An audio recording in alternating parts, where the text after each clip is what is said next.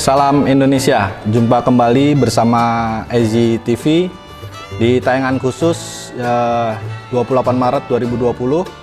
Kita akan berbincang dengan Duta Besar Meksiko, El Salvador, Belize, yang saat ini kita sudah tersambung melalui sambungan WhatsApp video. Oke, selamat siang waktu Indonesia dan selamat malam waktu Meksiko, Pak Cepi. Selamat malam, Mas. Gimana Jakarta? Iya, baik Pak. Sudah mulai agak-agak lockdown Jakarta. Dan mungkin memang social distancing yang dilakukan di Jakarta di Indonesia mungkin juga dilakukan di Meksiko sana. Ya mungkin kita ingin tahu Pak kabar WNI yang ada di 4 negara di sana Pak. Pak Cepi bisa memberi informasi mungkin untuk kita yang ada di sini, agar keluarga mereka yang di Indonesia juga tidak cemas dan was-was, Pak. Ya, baik Mas. Terima kasih kepada teman-teman di EZI TV.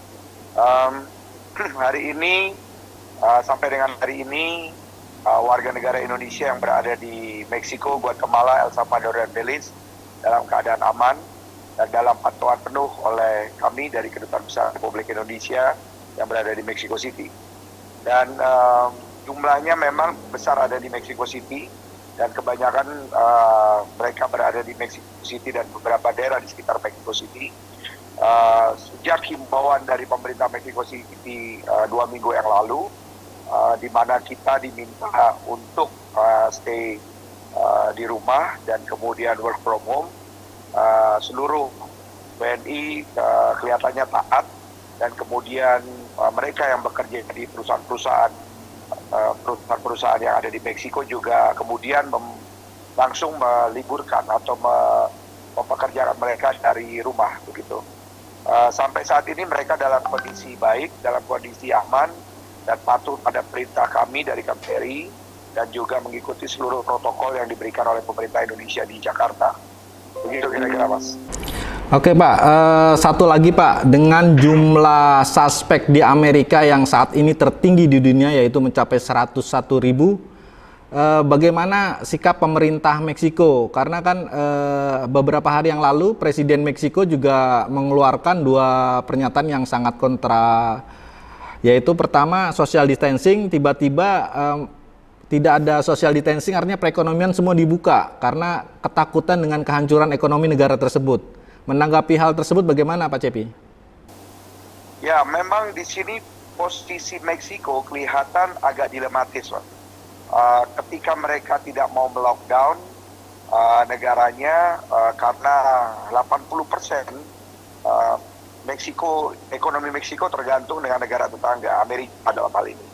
Nah, itulah yang kemudian membuat Meksiko menjadi agak tanda kutip yang sedikit khawatir gitu ketika kalau ini terjadi lockdown. Sampai saat ini suspek yang ada di Meksiko, masyarakat yang kena suspek corona itu kurang lebih ada sekitar hampir 600 orang, dan hampir sekitar 30-an atau 40 orang meninggal dunia. Dan sisanya ada hampir sekitar 80-100 orang yang recovery. Yang menarik dari pernyataan Presiden AMLO menurut saya adalah begitu tenang di dalam menghadapi situasi ini. Karena kita ketahui kalau lockdown saja Meksiko kemarin memprediksi ekonomi mereka itu tidak tumbuh lebih dari 2%, bahkan persen sekian. Nah, kalau ini di lockdown itu akan membuat Meksiko ekonominya posisinya akan minus. Nah, ini yang dikhawatirkan justru akan menimbulkan gejolak dan akhirnya tumbuh kriminalitas, dan yang ini justru akan lebih berbahaya buat Meksiko. Himbauan-himbauan dari pemerintah Meksiko, khususnya social distancing, kemudian dia meliburkan sekolah, beberapa perusahaan-perusahaan besar sudah mulai melakukan work from home. Ini membuat Meksiko kelihatan lebih tenang di dalam menghadapi ini.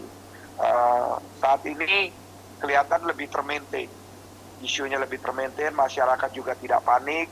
Kemudian masyarakat di Meksiko cenderung paham dan mengerti, dan kemudian mereka melakukan himbauan pemerintah penuh seperti menjaga jarak, kemudian menjaga kesehatan, minum vitamin, olahraga dan sebagainya. Ini justru malah jadi meningkat gitu. Dan saya nggak tahu ini apakah ini karakter orang-orang Meksiko, tapi menarik ini menurut saya dengan adanya posisi Amerika seperti ini.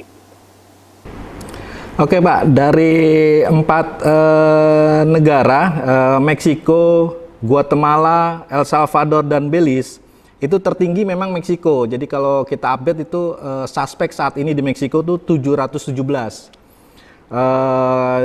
Ada 218 kasus baru dia.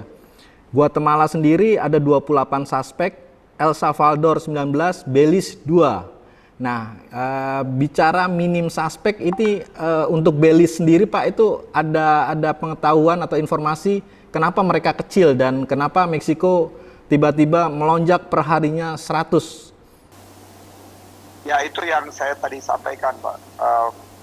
Pertama, kalau bicara soal Belize itu penduduknya hanya 300.000.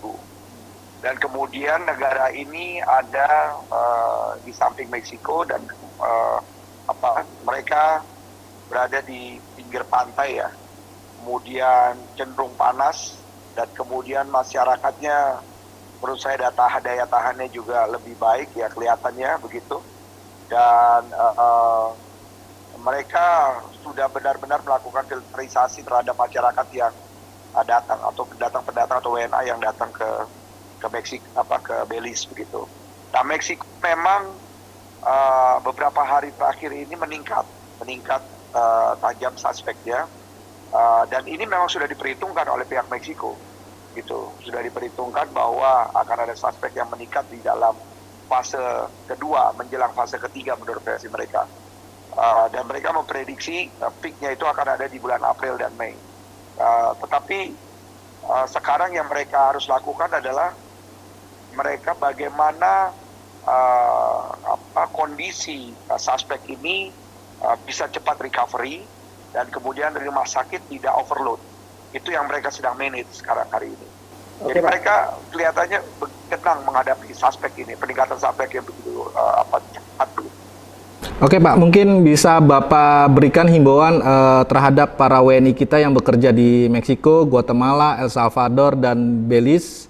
Dan pesan Pak Dubes untuk para keluarga yang mungkin sedang menanti informasi dari mereka tentang keadaan mereka dengan situasi COVID-19 ini, Pak.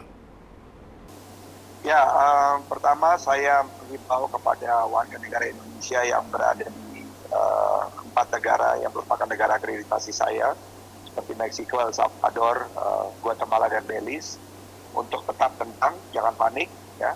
Jalankan seluruh himbauan yang disampaikan oleh pemerintah Meksiko.